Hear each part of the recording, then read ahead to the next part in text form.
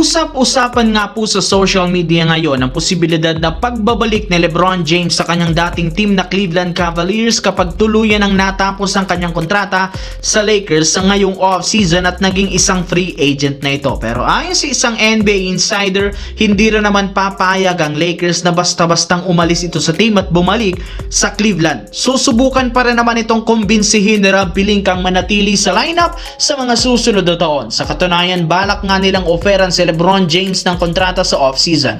Ngunit since gusto rin naman ng Lakers na magkaroon ng mas malaking cap space, kakausapin nga nila ito para makakuha ng discount sa kanyang kontrata ayon kay Dave McMenamin ng ESPN. Ngunit since gusto ng Lakers, meaning o-offera nila si LeBron James ng mas mababang kontrata katulad ng ginawa ng Houston Rockets kay Kevin Durant. Willing pa rin naman silang panatilihin si LBJ bilang katandem ni Luka, sadyang kung gusto nilang maging competitive, kailangan nilang bawasan ang kontrata nito para makakuha ng mas magagaling na role player. Sa kabilang banda, naging isang normal na kupunan na lamang ang OKC Thunder sa kanilang last game laban sa Milwaukee Bucks matapos silang matalo at matambakan kahapon kasunod ng pagkawala at hindi paglalaro ng dalawang superstar na sina Shai Gilgeous-Alexander at Jalen Williams. Pero kahit man natalo ang OKC, hindi rin naman ito big deal para sa team dahil sa una pa lang plano ng defending champ na pansamantalang hindi paglaruin ang dalawang ito sa lineup. Mas gusto nga nilang pagpahingahin muna sina J-Dub at SGA para makarecover sa kanilang injury. Wala na rin naman pakialam ang OKC Thunder sa ilang mga pagkatalo at pagkakaroon nila ng best record. Marami pa rin silang natitirang games sa second half para mabawi ito, kaya pagtutuunan na lamang nito ng pansin na kaysa puwersahin nila ang dalawang ito na maglaro habang iniindang injury.